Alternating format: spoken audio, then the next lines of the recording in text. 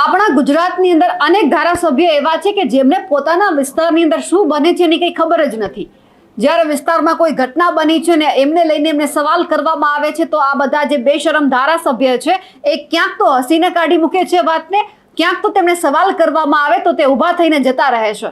એ સવાલનો જવાબ આપવાની જગ્યા ઉપર તેઓ ક્યાંક ભાગાભાગી કરે છે અને ક્યાંક જ્યારે સવાલ પૂછવામાં મીડિયા એમને સવાલ કરે છે તો કહેવામાં આવે છે કે મને કંઈ જ નથી ખબર અને હસી અને ભાગી જાય છે. આમાંના જ એક ધારાસભ્યની હું વાત કરી રહી છું, લવિંગજી ઠાકોર, જેઓ રાધનપુરના ધારાસભ્ય છે. નમસ્કાર, નિર્ભય ન્યૂઝ સાથે હું છું રિદ્ધિ.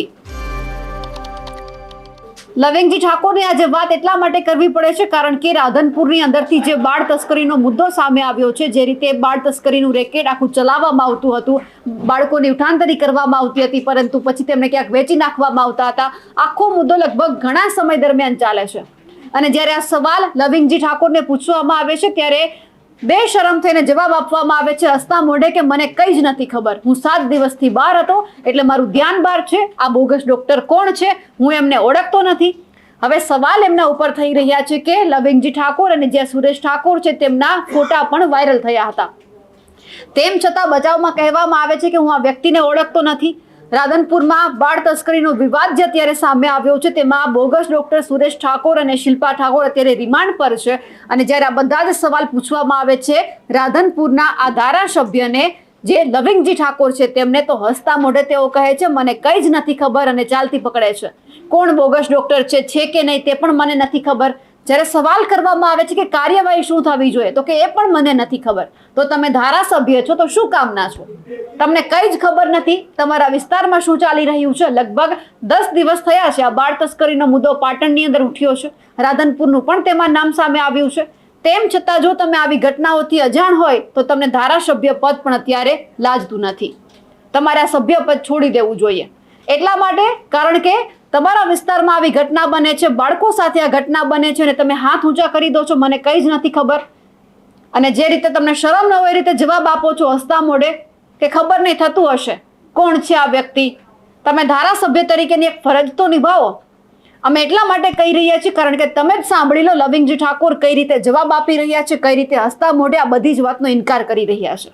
શું એટલે જે છે એ તો તમારી સાથે ઇલેક્શન દરમિયાન તમારા ફોટા એમની સાથે ના કોઈ ફોટા બતા બીજી જે બાળક તસ્કરીનો એક મામલો ના મને ખ્યાલ કોઈ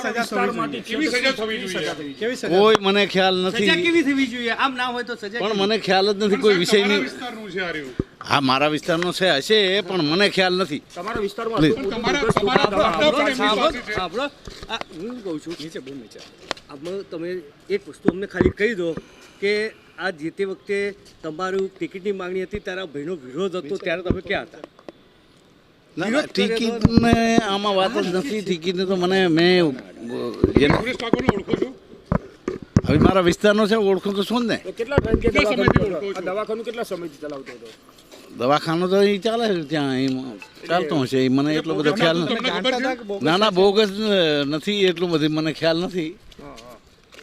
બોગસ નથી કે છે એ હું કાંઈ જાણતો નથી. પણ આટલું તમારા વિસ્તારમાં હા પણ એ તો જે તમારી ટિકિટ લેવા માટે વિરોધ સૌથી પહેલો કર્યો તો તમારે એક ઓરડા ગામે તમારે સંમેલન ભરાયું હતું સ્થાનિકનું, એની માટે એ વખતે જતા ભાઈ. ના એવું કાંઈ છે નહીં. અને ટિકિટ તો મને આપી છે મારા કાર્યને લઈને અને આમાં બહુ હું વાતમાં પડતો નથી. અને જે પોલીસને કે જે કાંઈ કાર્ય કરવાનું છે એ કરતા રહેશે.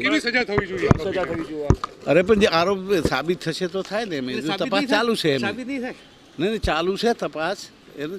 આવા પાર્ટી સાથે આવા સંકળાયેલા લોકો હોય એને તમારે સાથે રાખવા માંગો છો કે નથી રાખવા? અરે એને તો પાર્ટીને રાખે ને આવા માણસો નહીં તો. સૂત્રધાર એવી પણ માહિતી મળી રહી છે કે જે ધરપકડ થઈ એના પહેલા સર્કિટ હાઉસ ખાતે ભારતીય જનતા પાર્ટીની મીટિંગમાં હાજર હતા. ના મને ખ્યાલ નથી. તમારે ક્યાં હતા? હું તો ઉદયપુર હતો. 2-3 દિવસ લગ્ન હતા ને બહાર ગયો. તમે સુરેશ ઠાકોરને ઓળખતા જ નથી? અરે સુરેશ ઠાકોરનો ઓળખો ને મારા વિસ્તારનો છે. બોગસ હતા કે નતા? હવે એ હતા કે નહીં દવાખાનું ચલાવતા એ મને કાંઈ ખ્યાલ નથી.